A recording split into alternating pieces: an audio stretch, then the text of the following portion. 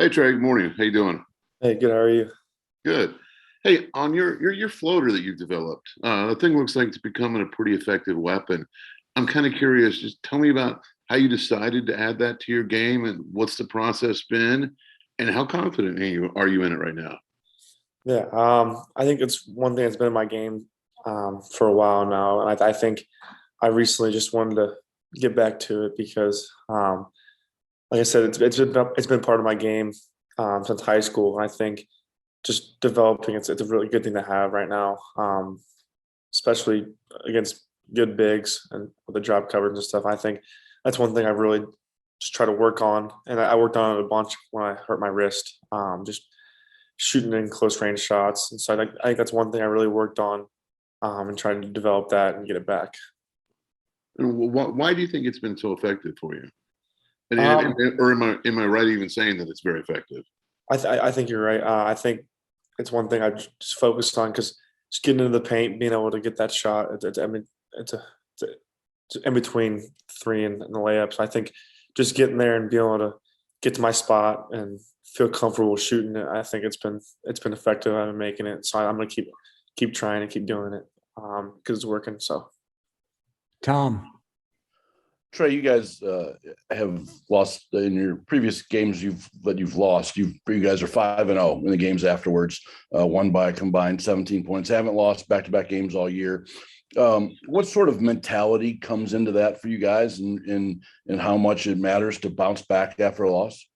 Yeah, I mean, it means a lot to bounce back after a loss, and like you said, we haven't lost two in a row all year.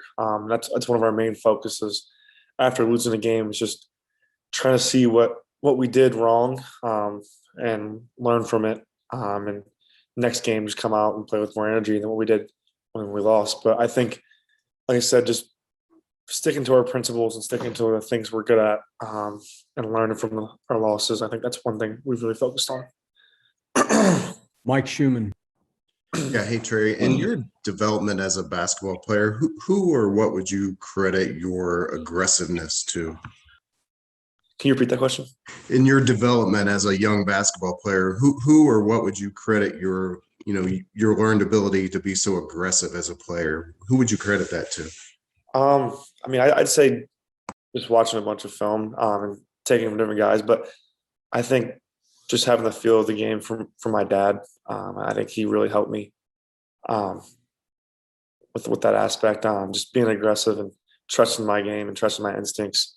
That's one thing I really tried to do and with my game, especially in college, just trusting my instincts and trusting my ability to make plays in the paint and for others. So I think that's one thing I focused on. Dustin. Hey Trey, obviously, since you've been back, you've got a lot of big time assignments, more and more. Getting guys like Ivy and McGowan's and IL and some of those guys. I mean, what's the adjustment like?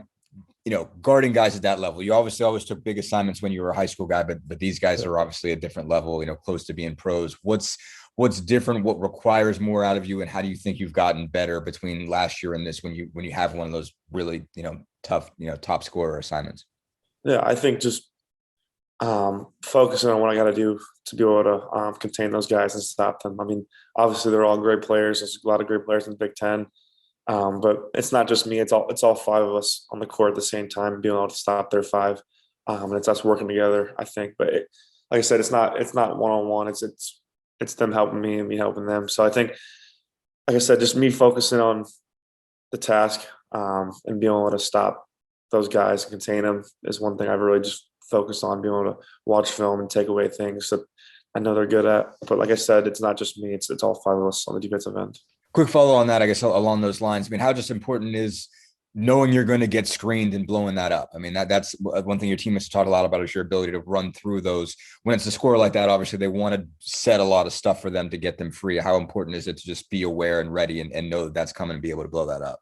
Yeah, I think it's really important. I think it's the preparation for that, being able to see and know when the screens are coming and to get off those and not die on them.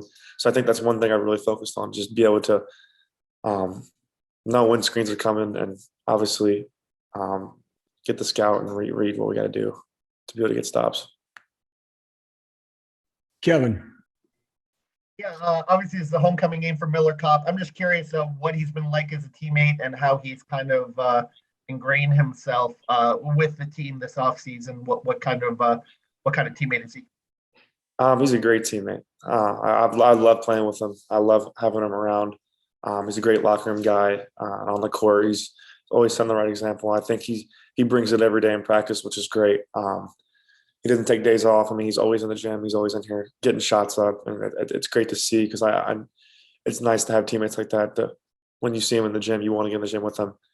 So, like I said, he's a great addition to our team. I've loved having him with us, and he knows. I mean, it's a big game. Every game's a big game for us. But I mean, obviously, it's Northwestern's where he went before this, but where he's treating like any other game, he's preparing the same way like he always has. So he's great.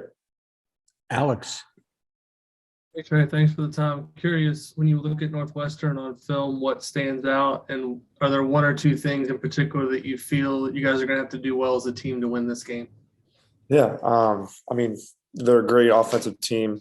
They're tricky. They got a lot of good sets, a lot of things that they do well on the offensive end. I think it's just our preparation and us being able to watch film and study what they do and their tendencies. And I think that's one thing we got to focus on and do a lot better is just being able to all lock in on the scout and know the things that they do and prepare well for them.